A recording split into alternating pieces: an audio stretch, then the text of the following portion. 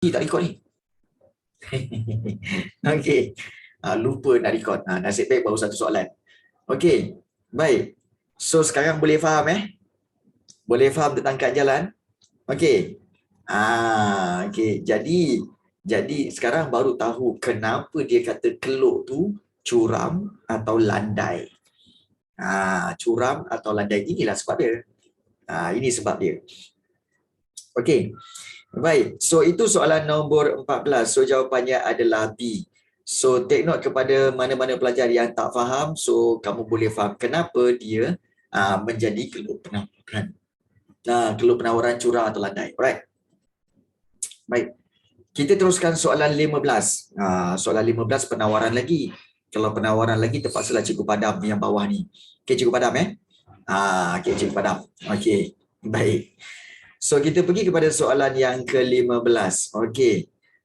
Cikgu tak tahulah kan, tapi memang soalan-soalan ekonomi ni kadang-kadang ambil dua kelas nak bincangkan walaupun soalan objektif je. Tapi sebenarnya ini pun berlaku semasa cikgu mengajar fizikal. So memang sama juga. Dia akan ambil masa sikit. Sebab penerangan. Okey. Baik, jom kita tengok. So, soalan 15. Penawaran biskut bertambah daripada 160 unit kepada 260 unit. Take note tentang penawaran biskut meningkat apabila harga biskut meningkat daripada RM1.50 ke RM2. Jadi berapakah nilai keanjalan harga penawaran untuk biskut? Dia suruh kira nilai keanjalan. Tapi cikgu rasa kamu dah tahu tentang nilai keanjalan itu. Jadi berapa? Jadi kalau ini kita akan guna formula Kiko-Pipo. Nama Kiko-Pipo ingat Kiko-Pipo iaitu samalah peratus perubahan kuantiti itu iaitu Q1 tolak Q0 kemudian dibahagikan dengan Q0. Okey, Q0 kemudian dibahagikan dengan okey, so kita buat bahagi kat sini. Okey, dibahagikan dengan P1 tolak P0 bahagi P0. Okey, so P1 tolak P0 bahagikan dengan P0. Okey, jadi itu formula dia. Jadi apa yang kamu buat iaitu kamu kena masukkan sahaja. Okey, cuma kamu kena kenal pasti betul-betul mana satu Q1, mana satu Q0, mana satu P1, mana satu P0. Jangan salah kira, jangan salah ambil. Kalau salah ambil, maknanya salahlah pengiraan kamu. Baik, Faiz Nazran, bagi tahu cikgu, Faiz, yang mana satu Q1 dan Q0? Mana satu Q1, mana satu Q0? Ya, Q0 asal. Q0 asal. Faiz Nazran, bagi tahu cikgu. Yang mana satu Q1 dan mana satu Q0? Q1 260, okey. Okey, Q0 ialah okey. So ini Q1, okey, Q1 dan juga satu lagi 160 ini jadi Q0. Okey, Q0. Ingat tu. Okey. So Q1 Q0. Okey, sekarang Shimir bagi tahu cikgu yang mana P1, yang mana P0.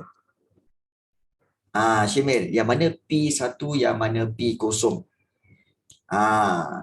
So P1 RM2. Okey, so ini RM2 P1. Manakala yang RM1.50 tu adalah RM1.50 tu adalah P0. Okey, P0. So dah dapat dah kita kategorikan di situ, baru masukkan dalam formula. Okey, iaitu kita akan kira Q1 tolak Q0 bermakna 260. Okey, 260 tolakkan dengan 160. Okey, dibahagikan dengan 160. Okey. Kemudian kamu akan bahagikan juga dengan P1 tolak P0 bermakna RM2, tolakkan dengan RM1.50, bahagikan dengan RM1.50. Okey, baik. So dah dapat dah sini. Okey, baik. Izamir, bagi tahu cikgu jawapannya apa? Setelah kamu dah bagi tolak bagi apa semua, berapa jumlah semuanya? Berapa perkalikan jalan dia? Okey. Cek kira 260 tolak 160, 100. So ini 100, okey, bagikan dengan 160.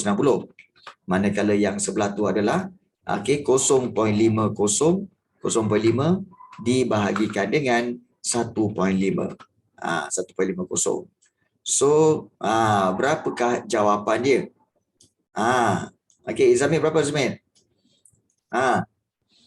Berapa jawapan dia? Cikgu dah mudahkan lagi tu. Yang ini. Silap pula. 1.125 confirm. Is it? Sure ke? Jawab. Kira. 1 point. Okey, Faiz Nazran dah kira. 1.88. Betul Yasmin? Yang Q dengan P darab kan? Mana ada Q dengan P darab? Ni bahagi le. Ni bahagi. Tanda tu bahagi. Okey, baik. Jawapan dia adalah 1.88. Ini bahagi Tanda ni tanda bahagi. Bermakna ini ialah 100 dibahagi 160 bahagi lagi 0.5 bahagi 1.5. Ya, line merah ni bahagi, bukan darab.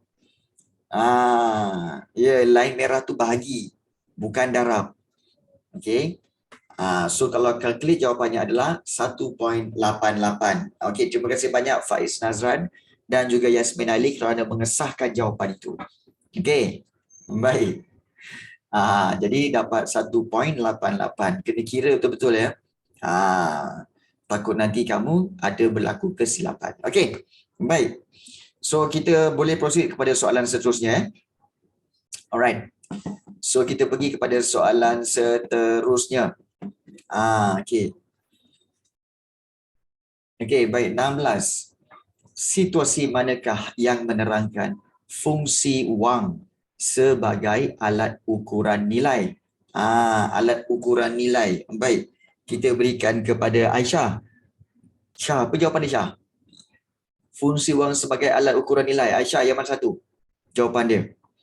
Adakah Encik Gan membayar RM5,000 sebagai deposit untuk kereta baru? Ataupun Encik Silvi membayar RM250 setiap bulan untuk motosikalnya? Encik Azhar mengunjungi lebih daripada 10 gerai komputer untuk membandingkan harga komputer sebelum membeli? Ataupun Puan Maimun membeli barang kemas pada harga diskaun 70% sempena jualan penghabisan stok oleh Intan Jewel? Okey. Baik, yang mana satu? Alat ukuran nilai. Okey. Jawapannya adalah jawab D. Bukan C ya, cikgu? Jawapannya adalah C. Betul. Jawapannya adalah C. Walaupun C ni dia tak ada mentionkan apa-apa harga. Tapi okey, kamu tengok Encik Azhar mengunjungi lebih daripada 10 gerai komputer untuk membandingkan harga komputer. Bermakna dia pergi kedai komputer, dia tengok harga berapa. Okey, laptop tu 1,500. Bermakna yang tertera 1,500 tu apa? Itulah ukuran nilai laptop itu. Laptop itu bernilai 1,500. Pergi kedai lain pula. Kedai ini ada laptop lagi, iaitu harga dia 2,000. Jadi 2,000 ialah alat ukuran nilai bagi laptop itu. So ingat, fungsi wang di sini adalah alat ukuran nilai. Jawapannya adalah C. Shimir. So untuk membandingkan harga. So membandingkan harga jadi di sini. So untuk perbandingan akan dibuat alat ukuran nilai. Okey, 16 adalah C. Bagus. Okey, terima kasih banyak kepada Aisyah. Okey, 17. Pernyataan manakah yang menerangkan kesan tindakan bank pusat apabila bank pusat menurunkan kadar rizab berkanun bank perdagangan. Okey, kita semua tahu bahawa kadar rizab berkanun adalah rate untuk bank perdagangan simpan duit dalam bank pusat. Kalau kadar rizab berkanun ini naik, maknanya bank perdagangan kena simpan lebih. Okey, simpan duit lebih dalam bank pusat. Bila simpan duit lebih dalam bank pusat, maknanya bank perdagangan kekurangan duit. Tapi kalau kadar rizab berkanun tu, dia punya kadar, dia punya percentage tu kurang, maka kuranglah simpanan bank perdagangan dalam bank pusat, maka bank perdagangan akan memiliki duit yang lebih banyak. Jadi, apakah kesan tindakan bank pusat bila menurunkan kadar rizab berkanun? Iaitu Izamil kata jawapan dia ialah B, iaitu penawaran wang dalam pasaran bertambah dan juga keupayaan bank memberi pinjaman meningkat. Betul. Jawapannya adalah B. Bagus, Izamir. Okey, ya betul. Bila bank perdagangan ada banyak duit lagi, okey, satu tu macam mana cikgu? Okey, iyalah bila bank perdagangan ada duit yang banyak, maka bank perdagangan boleh memberi pinjaman. Bila boleh memberi pinjaman lebih ramai orang meminjam duit, maka duit tu akan bertambah dalam pasaran. Duit tu akan bertambah dalam pasaran. Kerana yang meminjam tu individu dan firma. Individu dan firma buat apa? Dia pinjam untuk kegunaan di pasaran. Pembelian barang apa semua, bermakna bilangan duit semakin bertambah dalam pasaran. Itu je. Very simple. Okay. Okay. So 17 adalah B. 17 adalah B. Okay. Baik. Bagus. Soalan 18. Kita lihat. Apakah kelebihan menggunakan overdraft dalam sesuatu urus niaga? Overdraft ini adalah salah satu kemudahan kemudahan yang dimiliki oleh pemegang akaun semasa. Akaun semasa yang guna buku cek tu. Jadi apakah kelebihan dia? Adakah boleh mengeluarkan wang tanpa had atau pendeposit di bank perdagangan? Layak ditawarkan kemudahan ini? Atau dapat digunakan oleh peniaga yang menghadapi masalah aliran tunai? Atau faedah yang dikenakan tidak tertakluk terhadap wang yang dikeluarkan? Baik, jawapannya apa? Jawapan kelebihannya adalah C, iaitu dapat digunakan oleh peniaga yang menghadapi masalah aliran tunai. Aliran tunai itu maknanya masalah cash. Masalah cash. Okey, contoh macam cikgu lah. Okey, contoh cikgu, okey, ada akaun semasa, ada buku cek. Dalam akaun cikgu pun sebenarnya ada dalam RM3,000 sahaja. Kemudian cikgu nak membeli barang daripada Izamir. So cikgu nak beli barang daripada Izamir, harga dia RM3,500. Jadi cikgu tak cukup duit. Cikgu call bank. Bank, boleh tak bagi overdraft? Boleh. Berapa banyak? Saya ada duit baki RM3,000 je.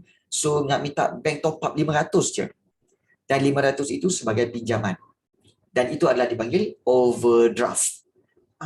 Jadi bank kata okey boleh. Kalau bank kata okey setuju ya, setuju. Okey, barulah cikgu keluarkan satu cek bayar pada Izamir. Izamir, ni bayaran dia RM3,500. Nah, cikgu bagi. So Izamir pun tahu, cikgu kata akaun cikgu ada RM3,000 je. Memang ada RM3,000 je, tapi bank tak setuju. Bagi top up RM500 lagi. Jadi okey. So bermakna RM3,500 ni kiranya valid lah, valid. Boleh ditunaikan. So itu dipanggil overdraft. Overdraft Ya, bukan semua. Bukan semua orang boleh minta overdraft. Orang yang ada akaun semasa tu satu, maknanya ada akaun semasa, ada perniagaan lah. Yang kedua, memang dia punya cash flow tu cantik. Maknanya dia orang kata apa, setiap bulan memang ada duit cash yang keluar masuk dalam akaun. So kalau macam tu, bank boleh bagi bantuan. Kredit card boleh overdraft tak boleh? Kredit card tak boleh overdraft. Tapi kredit card boleh bagi bayaran ansuran. Maknanya instead of kamu beli barang RM3,500 tadi, kemudian kamu pakai swipe pakai kad kredit, So kamu boleh call ke bank, bank tolong jangan minta 3,500 tu tapi buatkan secara bulanan. So 3,500 tu buatlah dalam RM500 sebulan. Saya akan bayar RM500 sebulan. Bank boleh buat macam tu. Bank boleh terima. Oh, okey, bayar bulanan lah. Bayar bulanan. Tu boleh. Okey.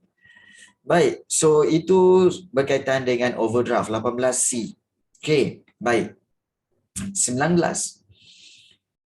Pernyataan manakah menunjukkan persamaan antara deposit tabungan dengan deposit semasa di bank perdagangan. Ingat okey, dalam akaun dalam bank perdagangan kadang-kadang dipanggil deposit tabungan, kadang-kadang dipanggil akaun tabungan, kadang-kadang dipanggil akaun simpanan. Sama je.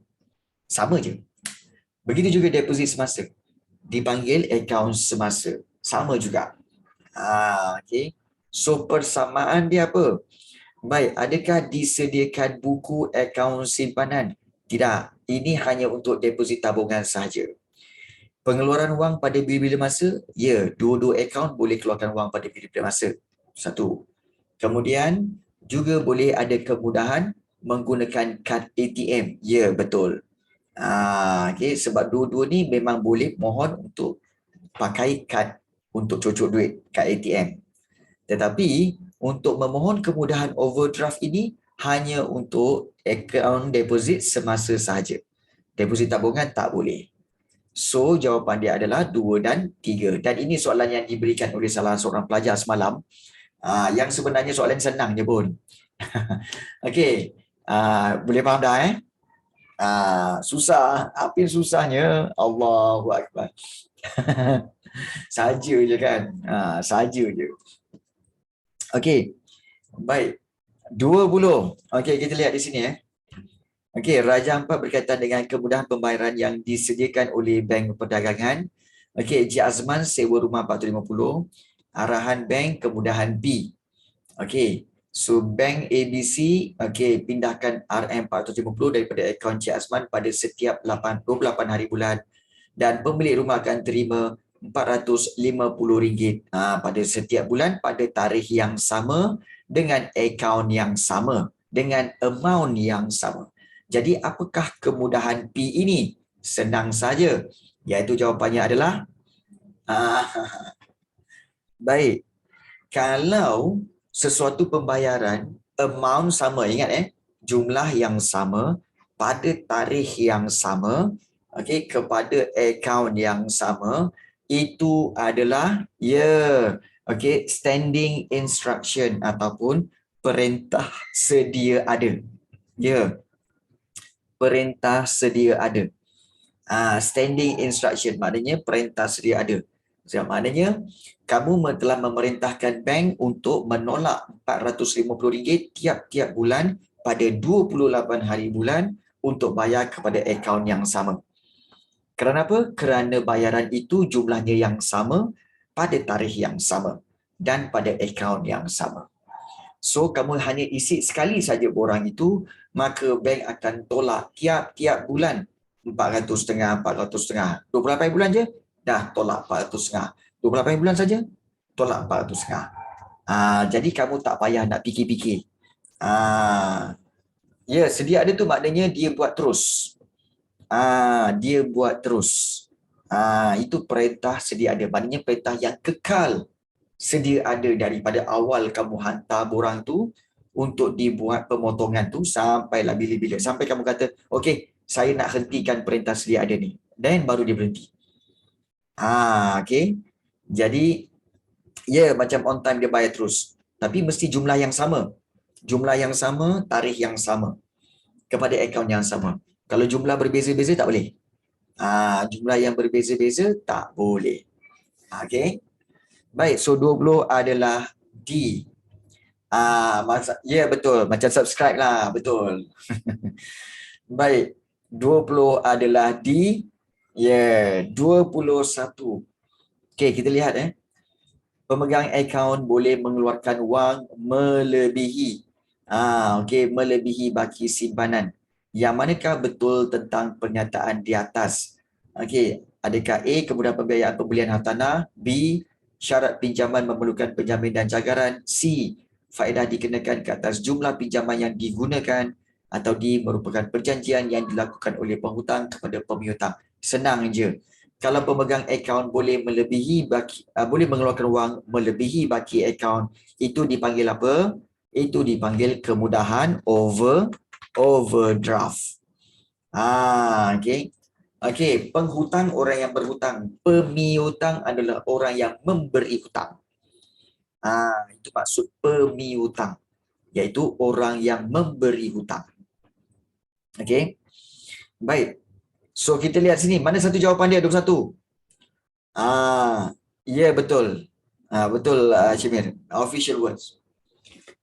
Yang mana satu jawapannya? Okey, Afiq, jawapannya adalah C. Ya, betul. Faedah atau interest dikenakan ke atas jumlah pinjaman yang digunakan sahaja. Contoh macam tadi kan, cikgu gunakan 500 kan, minta bank top up 500 kan. So, interest akan dikenakan pada 500 itu, bukan pada 3,500. Tapi 500 itu sahaja. Okey. So, itu maksud faedah dikenakan ke atas jumlah pinjaman yang digunakan. So, 21 adalah C. Baik. 22. Maklumat di bawah berkaitan dengan upah wang dan harga 3 barang di pasaran. Ini semalam kedua lepas ada pelajar tanya. Okey, ada pelajar tanya. Okey. Apakah yang akan terjadi jika harga purata barang berubah kepada RM20? Baik. Kalau kamu lihat di sini, ini dibagi 3 harga barang. Okey, harga barang P, okey, RM6, harga barang Q RM10 dan harga barang R RM15. Baik, yang ini upah wang. The problem is dia tak berikan harga purata barang waktu ini. Okey, so bagaimana nak cari harga purata barang tu? Okey, cari harga purata barang waktu itu. Okey, harga purata barang itu. Caranya macam mana? Campurkan harga PQR, iaitu RM6 campurkan dengan RM10 campurkan dengan RM15. Campur semua tu, kemudian bahagi bilangan barang di pasaran. Bagi tahu cikgu, ada berapa bilangan barang di pasaran ni? Ada berapa jenis barang di pasaran? Ada 3. Ya, ada 3. Okey, iaitu PQR. Okey, ada 3. Jadi kamu akan dapat 31 dibahagikan dengan 3. Jadi jawapannya adalah lebih kurang berapa? 10.3. 10.3. Okey, so itu bermakna apa? 10.3 ni apa cikgu? Iaitu ini adalah RM. 10.30 itu adalah harga purata barang. Ini adalah harga purata barang. Okey, purata barang. So, iaitu RM10.30. Baik.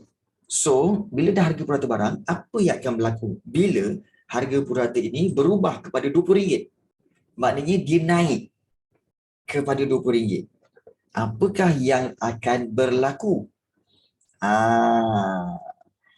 So, apa yang akan berlaku? Iaitu pendapatan boleh cukai meningkat? Tidak. Sebenarnya, bila harga purata barang ini RM20, maka bermakna kuasa beli pengguna berkurang. Kuasa beli pengguna berkurang. Maknanya apa? Dulu harga barang-barang ini RM6, RM10, RM15. Okey, harga purata dia baru RM10.30 RM10.30 kita boleh beli macam-macam. Tapi sekarang dah naik RM20. Maknanya harga barang semakin bertambah. Mungkin sini jadi RM8, sini mungkin jadi RM12, sini mungkin jadi RM20. Jadi bermakna harga purata barang dah naik RM20. Okey, harga purata ni maknanya seluruh harga barang telah meningkat. Bila harga meningkat, maknanya apa? Okey, apa yang akan berlaku? Kuasa beli kita berkurang. Apa yang kau rasa kau high ni? Kan? Nak tanya, are you in Ketum? Not yet, right? Pergi minum. Okey, baik. Jangan main-main dengan Ketum jangan main-main dengan Ketum. Okey, pergi minum air. Pergi minum air. Baik, so 22 jawapannya adalah A. Setuju 22 adalah A. So kalau siapa-siapa yang tak faham boleh bertanya. Right. Baik. 23. Okey. 23 Puan Aimi, seorang ibu tunggal mengambil keputusan berhenti kerja untuk menjaga 4 orang anaknya yang masih kecil. Okey, ibu tunggal, suaminya telah meninggal dunia akibat kemalangan jalan raya. Dia mewarisi sebidang tanah yang terdapat pencawang sebuah syarikat telekomunikasi. Dia juga menabung wang. Okey, dia menabung wang. Dia mewarisi sebidang tanah, menabung wang. Okey, pampasan insurans suaminya sebanyak 200,000 di lembaga tabung haji. Selain itu, dia juga menjalankan perniagaan busana muslimah atas talian. So, secara antara yang berikut, yang manakah jenis pendapatan yang diperolehi oleh Puan Aimi? Senang saja. Apa jawapan dia? Malaslah nak cerita. Apa jawapan dia? Okey, baik. Dia mewarisi sebidang tanah yang terdapat pencawang sebuah syarikat telekomunikasi. Maknanya pencawang itu, syarikat itu contoh Maxis, dia akan sewa tanah dengan Puan Aimi ni. Bermakna Puan Aimi akan dapat sewa. Kat sini dia dapat sewa. Kemudian dia menabung wang pampasan insurans di lembaga tabung haji. Kalau dia simpan duit dalam lembaga tabung haji, dia akan dapat dividen. Dia akan dapat dividen bukan faedah tapi dividen. Kemudian menjalankan perniagaan busana muslimah, dia dapat untung. So jawapannya adalah D. Sewa, dividen, untung. Okey. Tak ada soalan boleh faham Boleh faham, kita proceed 24. Okey. Baik. Okey, kita pergi kepada soalan yang ke-24. Okey, peta alir berikut menunjukkan langkah-langkah menyediakan belanjawan peribadi. Okey. 1 apa, kemudian 2 catatkan perbelanjaan yang hendak dilakukan, kemudian 3 apa, 4 apa. Okey. Langkah ketiga adalah apa? Okey, langkah pertama adalah kena memastikan pendapatan. Pendapatan yang nombor 1 itu memastikan pendapatan lah. Daripada mana? Kan, berapa jumlah pendapatan. Kedua, catatkan belanjaan yang anda lakukan. Yang ketiga, iaitu so yang ini sebenarnya mengenal pasti punca pendapatan dan potongan wajib. So ini nombor 1. Ini nombor 1. Okey, nombor 3 ni apa? Menyusun perbelanjaan mengikut keutamaan. Betul ke? Okey, B ataupun D? Okey. B ataupun D? B dulu ke D dulu? Okey, B kan. So, yang ketiga ialah menyusun perbelanjaan mengikut keutamaan, dan yang keempat memastikan perbelanjaan tidak melebihi pendapatan boleh guna. So, jawapan 24 adalah B. Nombor 3 ni B, iaitu menyusun perbelanjaan mengikut keutamaan. Ya, betul. Okey. Ya. Alright. So 24 adalah B. Yes. Okey, menyusun semula perbelanjaan mengikut keutamaan. Baik. 25. Okey, 25. Pilih pernyataan yang betul tentang betul tentang input berubah. Okey, input berubah. Okey. So, adakah nombor 1, input berubah, tahukah input berubah? Adakah dia tetap wujud walaupun output sifar? Okey, ataupun adakah contoh ialah polisi insurans kebakaran, wujud dalam jangka masa pendek dan panjang, ataupun berubah secara langsung dengan tingkat output? Senang sangat, jawapannya apa? Kepada Airil. Jawapan dia apa, Airil? Nombor 25. A, B, C, D. Senang sangat soalan ni. Cepat. Cepat yang.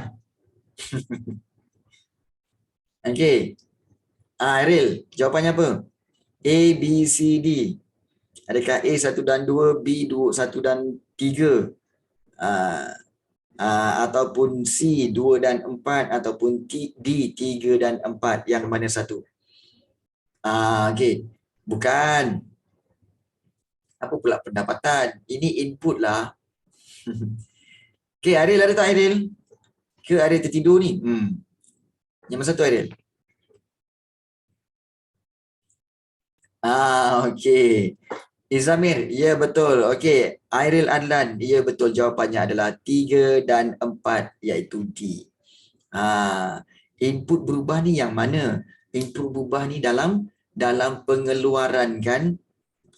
Dalam production, dalam proses pengeluaran kan, cikgu pernah cerita bahawa okey, bila kamu belajar tentang pengeluaran, okey, kena tahu bahawa okey, kamu bayangkan ianya dalam satu kilang. Okey, ingat dalam satu kilang. Okey, so kalau kilang nak buat pengeluaran, dia mesti ada kat luar tu mesti ada input. Dan input tu apa, cikgu? So input tu terbagi pada dua. Dia mesti ada input tetap dan juga satu lagi input berubah. Okey. So bila kedua-dua input dan input berubah ini okey telah dimasukkan ke dalam yang kedua-dua ini, input tetap, input berubah, masukkan dalam proses pengeluaran, maka keluaran dia nanti, hasil dia nanti akan menjadi output. Output ataupun juga dipanggil sebagai produk. Macam tu. So kena ingat konsep ni, konsep ni penting. Okey. Input tetap, input berubah, masuk dalam pengeluaran, kemudian hasilnya adalah output. Okey. Ya betul Syibet. Tu betul. Baik. So yang ini input berubah okey, baik. So soalan 26. Kita lihat. Pernyataan manakah yang betul tentang konsep pengeluaran? Okey, betul tentang konsep pengeluaran. Okey, pengeluaran jangka masa panjang adalah melebihi 5 tahun. Ini pun semalam ke? Tadi kot ke semalam ada yang bertanya. Okey. Pengeluaran jangka masa panjang adalah melebihi 5 tahun. Fungsi pengeluaran menunjukkan bagaimana input digabungkan untuk menghasilkan output. Ataupun adakah apabila jumlah keluaran mencapai maksimum, keluaran purata menjadi sifar? Keluaran purata menjadi sifar? Ya ke? Okey. Baik. Ini salah ni. Okey. Dan juga keluaran sud merupakan perubahan daripada jumlah keluaran kesan daripada penggunaan satu unit input tetap. Salah. Sebab sebenarnya bukan input tetap tapi input berubah. Salah. So tinggal A dengan B. Okey. Jawapannya apa agak-agaknya? Faiz.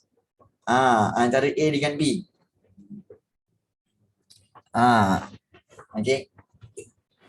Okey. Okey, jawapannya adalah iaitu B. Okey, fungsi pengeluaran menunjukkan bagaimana input digabungkan. Fungsi pengeluaran maksudnya bagaimana input digabungkan untuk menghasilkan output. So jawapannya adalah B. Yes. Okey. Untuk yang A, pengeluaran jangka masa panjang tak semestinya 5 tahun. Kadang-kadang 3 tahun pun dah kira panjang. Okey. Kadang-kadang dia tak ada spesifik masa. Dia tidak ada spesifik masa. Okey. Baik. So 26 adalah B. Baik. 27. Kita lihat. Yang manakah betul tentang konsep pengeluaran jangka pendek? Okey. Iaitu tempoh penubuhan firma kurang daripada 1 tahun. Okey. Ini bukan Fiona ini bukan Fiona. Tolong betulkan ini firma. Fiona tu Fiona. Terciptalah irama. Itu lagu. Okey. Okey. Yang AC Mizal selalu nyanyi. Fiona tu. Okey, baik. Bukan Fiona itu adalah firma. Tolong betulkan. Okey. So itu adalah firma. Baik, firma mempunyai input tetap dan input berubah. Okey. Baik, kemudian kita lihat firma akan menambahkan input berubah untuk meningkatkan output. Okey. Dan semua input yang dimiliki oleh firma ialah input berubah. Okey. So jawapannya mana? Jelaslah soalan ini senang. Yang mana satu? Okey, jawapannya adalah okey 2 dan 3. C, betul. Okey, firma akan menambahkan input berubah untuk meningkatkan output dan satu lagi firma akan mempunyai input tetap dan input berubah. Okey. So 27 adalah C. 28. Yang manakah betul tentang kos tetap? Okey, kos tetap ialah adakah kos yang ditanggung untuk mengeluarkan seunit output ataupun wujud dalam jangka masa pendek dan jangka masa panjang, pembelian untuk mendapatkan bahan mentah dalam proses pengeluaran, atau pembayaran yang perlu dilakukan walaupun pengeluaran belum bermula. Okey, yang mana satu? Yasmin, yang mana satu Yasmin? Soalan 28. Tiba-tiba cikgu tahu tengah gelabah lah ni. Okey. Yang mana satu? Ni senang je soalan ni. Soalan ni senang. Basic ni, basic.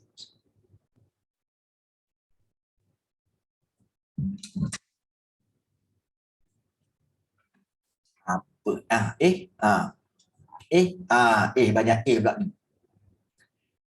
Yasmin, ini kos tetap. Kos tetap tu apa? Kos tetap tu ialah kos yang dibayar setiap bulan. Okey, kos yang dibayar dengan jumlah yang sama setiap bulan.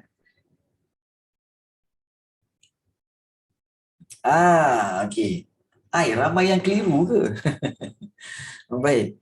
Ya, betul Yasmin. Kos tetap sebenarnya untuk membayar apa? Untuk membayar perkara-perkara yang berkaitan apa? Untuk membayar input tetap. Itu dia. Kos tetap adalah kos-kos yang dibayar ataupun kita nak membayar input tetap. Kalau kos berubah,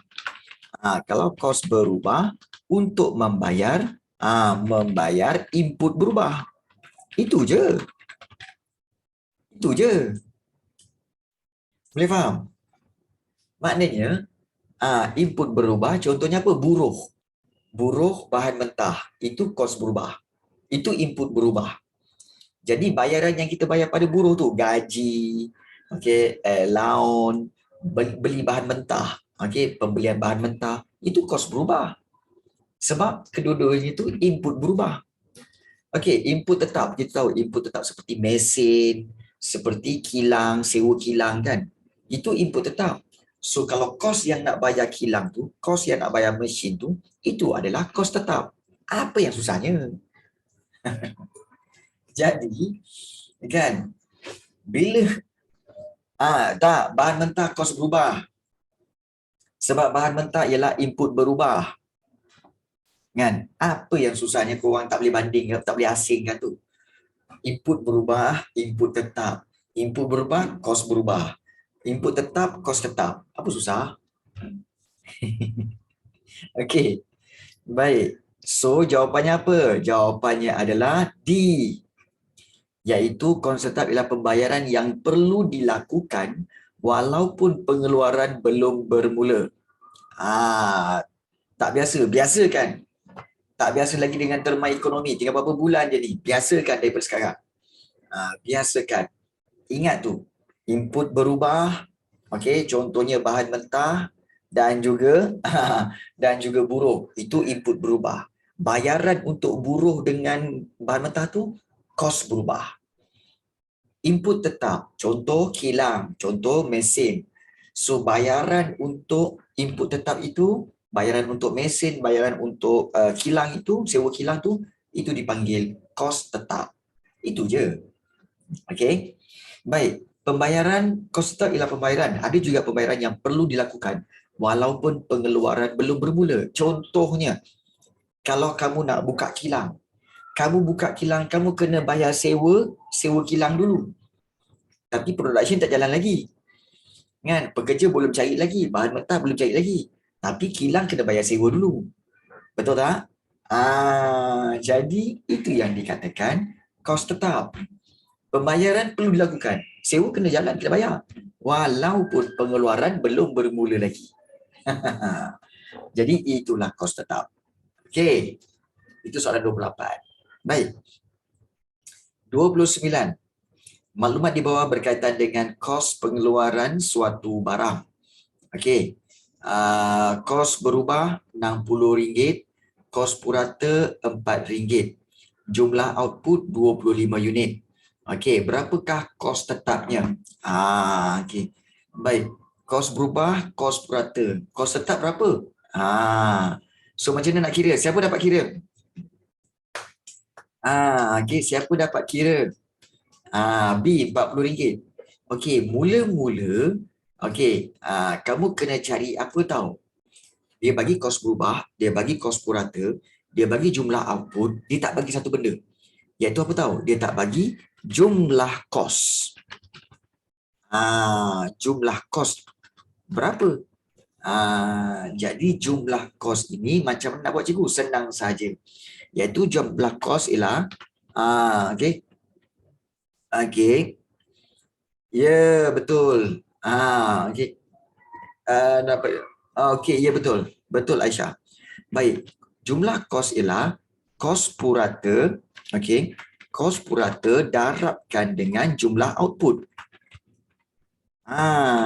Jadi ya kos purata tadi ya darabkan dengan jumlah output. So kos purata dia adalah RM4 darabkan dengan 25 unit.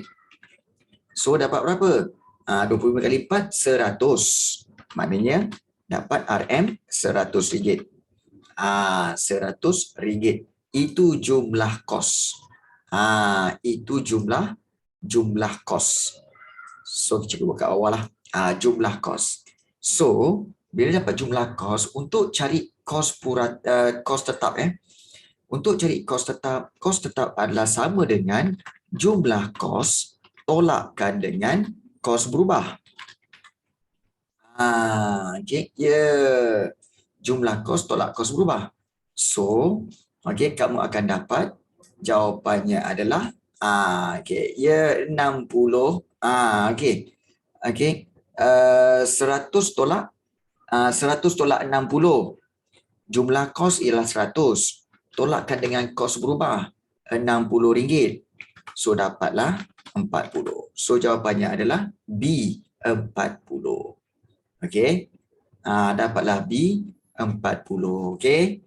Clear semua Okey. Baik, bagus. So kita dah dapat 29. Okey. Kita pergi kepada soalan 30. Okey, maklumat berikut menunjukkan hasil dan kos syarikat PQR Sdn Bhd. Okey, jumlah keluaran 2,000 unit, harga seunit RM15, sewa kilang 3,000, bahan mentah 12,000, buruh 5,000, bahan api 2,000. Berapakah untung yang diperolehi syarikat tersebut? Okey. Baik, jumlah keluaran 2,000 unit, harga seunit RM15. So, kamu darabkan kedua-dua ini akan dapat dia punya jualan. Okey, jualan dia hasil jualan. Jumlah jualan. Baik, sewa kilang. Okey, bahan mentah, buruh, bahan api, ini semua adalah kos. So, kamu kena ingat, okey, pendapatan ini maknanya ini adalah income ataupun kita kata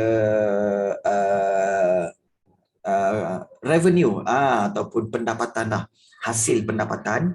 Okey, tolakkan dengan yang bawah ni. Yang bawah ni apa? Yang bawah ni adalah kos.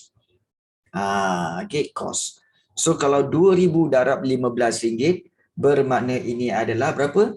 RM30,000, betul? RM30,000. So 30,000, okey, kita dapat dah kat situ 30,000. So di sini 30,000, okey, 30,000 dan kos dia berapa? Kos dia 3,000 campur 12,000, 5,000, 2,000. So jawapannya adalah 22,000. So tolakkanlah 30,000 tolak 22,000. Jawapannya apa? Yang jawapannya adalah Ya, A8 8,000. Ya, okey. Okey. Yang revenue ataupun kita kata pendapatan, revenue ni adalah pendapatan hasil jualan tanpa menolak kos. Kita tak kira kos lagi.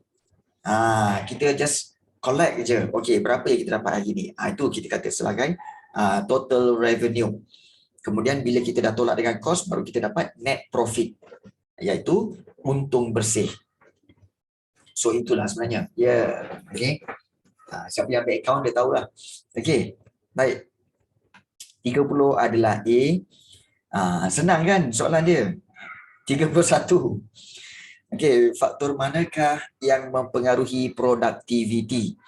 Okey, faktor manakah yang mempengaruhi produktiviti, iaitu adakah tenaga kerja ataupun tingkat agihan pendapatan, kepuasan pengguna ataupun juga struktur organisasi.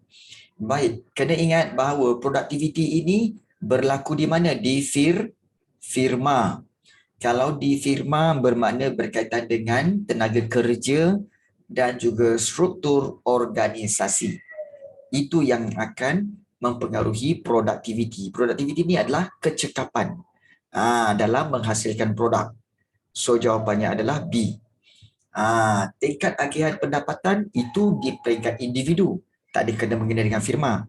Kepuasan pengguna itu adalah firma. Itu adalah individu, bukannya firma. Yang nombor 2 tu tingkat agihan pendapatan, maknanya pendapatan bagi ahli-ahli masyarakat. Ada yang pendapatan rendah, ada yang pendapatan tinggi, ada yang pendapatan sederhana. So adakah pendapatan ini, jenis pendapatan itu mempengaruhi produktiviti di firma? Tak ada. Tak ada kena-mengena. Sebab itu nombor 2 dan nombor 3 ni tak ada kena-mengena. Okey, tak ada kena-mengena dengan firma. Kena faham tu. Okey. Baik, 31B. 32. Situasi manakah yang berkaitan dengan cukai tak langsung? Encik Salim membayar cukai kepada Majlis Perbandaran atas perkhidmatan pembersihan di kawasan kediamannya. Puan Bala membayar 350 kepada Lembaga Hasil Dalam Negeri atas pendapatannya. Syarikat ICI membayar cukai kepada Jabatan Kasta Malaysia atas pembelian barang-barang makanan dari Korea. Okey. Dan Puan Yati dikenakan bayaran tambahan 16% daripada bayaran penginapan di Hotel Bestari. So yang manakah cukai tak langsung? So jawapannya adalah cukai tak langsung, iaitu jawapannya adalah 3 dan 4. Kenapa 3 dan 4? Sebab syarikat IKI ni membayar cukai kepada Jabatan Kastam, dia beli barang makanan daripada Korea. So cukai itu dipanggil cukai import. Cukai import boleh dialihkan tak kepada pengguna? Boleh. Dengan menaikkan harga di pasaran. So itu dipanggil cukai tak langsung. Manakala Puan Yati dikenakan bayaran tambahan 16% daripada bayaran penginapan. Bayaran tambahan 16% ini adalah dikatakan sebagai service charge ataupun cukai perkhidmatan. Dan cukai perkhidmatan itu sebenarnya bukanlah diambil oleh Hotel Bestari, tetapi Hotel Bestari ini akan ambil untuk bayar kepada kerajaan. Dipanggil cukai perkhidmatan. So jawapannya adalah D, 3 dan 4. Boleh faham Memanglah. Banyak charge sebenarnya. Baik. Kita lihat soalan 33. Situasi manakah yang menerangkan tentang import tak nampak Malaysia? Import tak nampak maknanya import perkhidmatan, servis. Import maknanya apa? Membawa masuk Import bawa masuk. Perkhidmatan yang tak nampak. Perkhidmatan ke Malaysia. Iaitu syarikat dari Korea membuka kilang di Pulau Pinang. Kalau membuka kilang ini bukan tak nampak, ini nampak. Salah. Universiti Awam Malaysia membayar gaji pensyarah dari Jepun. Mungkin. Kerajaan Perancis membayar bil utiliti untuk kedutaannya di Malaysia. Bayar bil utiliti itu bukan. Itu adalah import nampak. Itu ekspor nampak barang nampak. Dan pelancong dari Singapura menginap di sebuah hotel di Pulau Langkawi. Itu ekspor tak nampak. Jadi yang mana satu? Jawapannya apa? B, C, D. Jawapannya adalah B. Okey, Universiti Awam Malaysia membayar gaji pensyarah. Kalau pensyarah dari Jepun, maknanya kita import dia bawa masuk. Dan dia adalah pensyarah, maknanya dia memberi perkhidmatan pendidikan. So, itu adalah servis. Itu adalah import tak nampak. So, jawapannya adalah B. Okey. Memang kita nampak dia masuk, tapi dia memberi perkhidmatan yang kita tak nampak. Pendidikan, pandai. Okey. Baik. Kalau yang tak nampak, betul-betul tak nampak, kau tak nampak dia tu, itu parti. Okey, pendatang asing tanpa izin. Okey. 34. Maklumat di bawah berkaitan dengan satu fenomena ekonomi. Dalam tempoh 6 bulan kebelakangan ini, trend harga minyak mentah global telah menjunam lebih 50%. Antara berikut, akaun manakah dalam imbangan pembayaran akan terjejas? Adakah akaun dagangan, dan akaun semasa? Junam tu turun, ya. Atau akaun perkhidmatan dan akaun modal, akaun pendapatan dan akaun pelaburan langsung, atau akaun pindahan semasa dan akaun pelaburan portfolio. So yang mana satu? Ingat, minyak mentah adalah apa? Adalah kita punya produk yang kita ekspor. Dan kita import. Kita ada import, kita ada ekspor juga. So yang akan terjejas ialah akaun dagangan. Dan juga akaun semasa, iaitu pembayaran bagi minyak mentah dan sebagainya. So itu yang akan terjejas. Baik, itu 34. 35. Situasi manakah yang menyebabkan berlakunya permintaan ke atas ringgit Malaysia? Permintaan ke atas ringgit Malaysia, iaitu adakah kemasukan pelaburan Australia ke Malaysia? Atau Jepun membeli petroleum mentah dari Malaysia? Syarikat Malaysia melabur ke China, buat apa nak minta duit Malaysia? Minta duit China lah kan? Dan Malaysia memberi bantuan kemanusiaan kepada pelarian Palestin. Itu kita pakai duit di sana lah. So bukan 3 dan 4, tetapi jawapannya 1 dan 2, iaitu A. Okey. Baik. 36. Ni. Okey, sila jawab sama-sama . Kerajaan menghadapi masalah kekurangan faktur pengeluaran. Untuk menghasilkan barang dan perkhidmatan. Kerajaan menghadapi masalah kekurangan faktur pengeluaran untuk menghasilkan barang dan perkhidmatan. Betul atau salah? Nombor 1 tu. Nombor 1 betul atau salah? Salah. Yang ini salah. Sebab apa? Sebab kerajaan dia akan menghadapi masalah kekurangan dana ataupun kekurangan peruntukan, kekurangan hasil cukai. Bukan kekurangan faktur pengeluaran. Itu salah. Kemudian yang kedua, kerajaan membuat pilihan untuk memaksimumkan kebajikan masyarakat. Betul atau salah? Betul. So salah dan betul. Ya, jawapannya adalah B. So 36 adalah B. Baik. 37. Sektor ketiga merupakan aktiviti menukar barang separuh siap menjadi barang siap. Betul atau salah? Sektor ketiga? Salah. Ya, yang ini salah. Dan sektor ketiga juga dikenali sebagai sektor sekunder. Pun salah. Sektor ketiga dipanggil sektor tertier lah kan. Baik, kedua-duanya salah. So 37 adalah D. 37 adalah D. Alright. 38. Kehendak ialah keinginan manusia terhadap barang dan perkhidmatan untuk mencapai keselesaan. Fahami betul-betul. Kehendak ialah keinginan manusia terhadap barang dan perkhidmatan untuk mencapai keselesaan. Betul. Itu betul. Kehendak manusia terhad dan berbeza antara individu. Kehendak manusia terhad. Salah. Salah. Kehendak manusia tidak terhad ya. Kehendak manusia tidak terhad. Walaupun memang betul, yang ini betul, berbeza antara individu itu betul.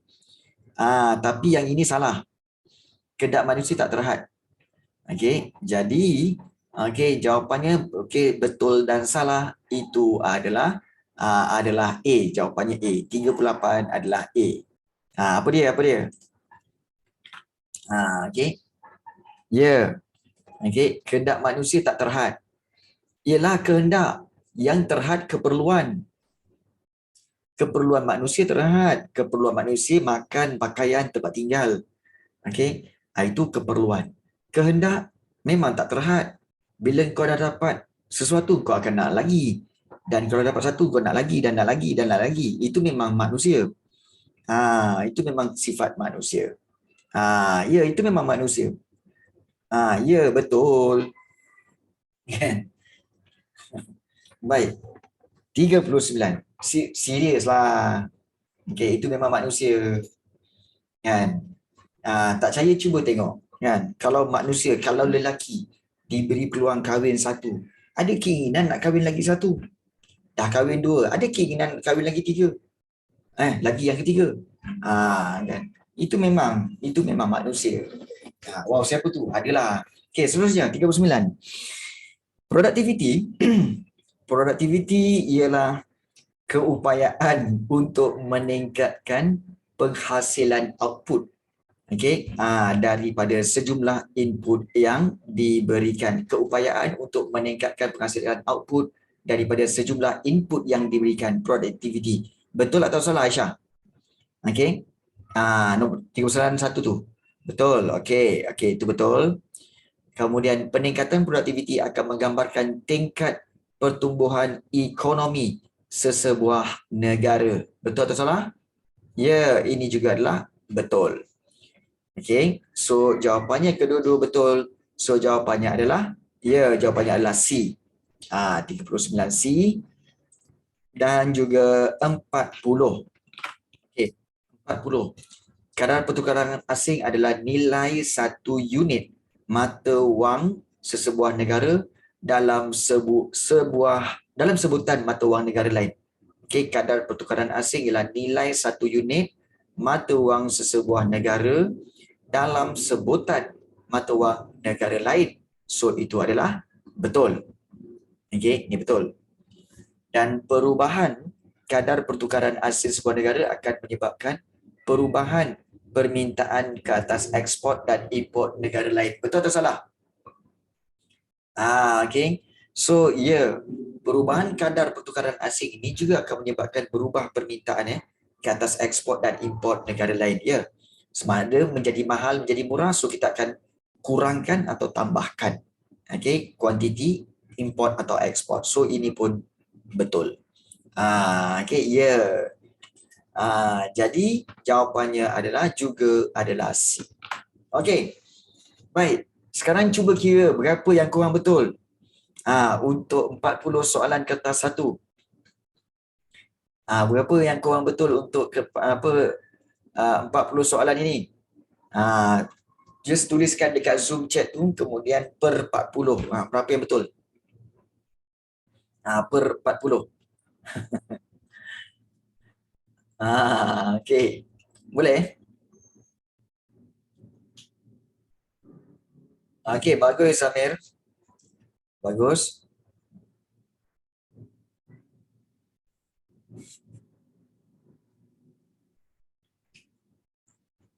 Yang lain-lain?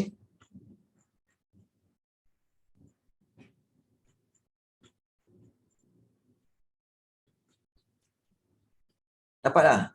Tengah kira ya? Tengah kira. Tengah kira.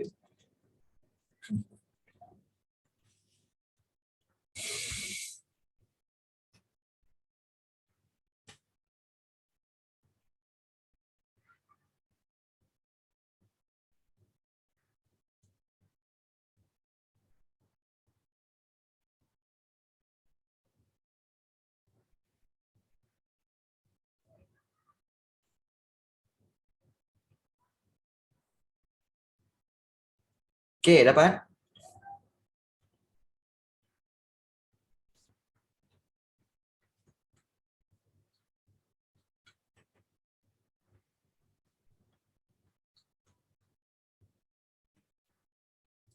Sangat lah tu. Okey, dapat Ke tengah kira korang ni? Okey, baik. Okey. So, korang dengar betul-betul kali ni. Okey, kali ni korang dengar betul-betul ini penting ni. Penting. Baik. Minggu depan, okey, kita akan teruskan kelas kita seperti biasa, okey, pada setiap hari Rabu. Namun, pada minggu depan, okey, cikgu akan assign korang kepada setiap satu soalan ini. Okey, soalan bahagian 2 ni. Okey, bahagian B, okey, yang kertas 2 ni. Baik. Cikgu akan berikan setiap seorang satu soalan. Baik, soalan 1 cikgu nak Yasmin jawab. Yasmin Aili, soalan 1 A, B, C, D. Jawab Soalan nombor 2 cikgu nak Afiq jawab. 2 A, B, C. Okey. Soalan 3 Aisyah. 3 Aisyah A, B, C. Okey, A, B, C. Jawab. Kamu kena berikan jawapan dia. Termasuk graf-graf sekali. Aisyah. Kalau tak tahu tanya cikgu. Tak tahu tanya. Baik. Soalan keempat, cikgu 4 A, B, C, cikgu nak Airil Adlan jawab. Airil Adlan sediakan jawapan untuk 4 A, B, C. Kemudian soalan nombor 5, cikgu nak bagi kepada Faiz Nazran. Faiz Nazran soalan nombor 5.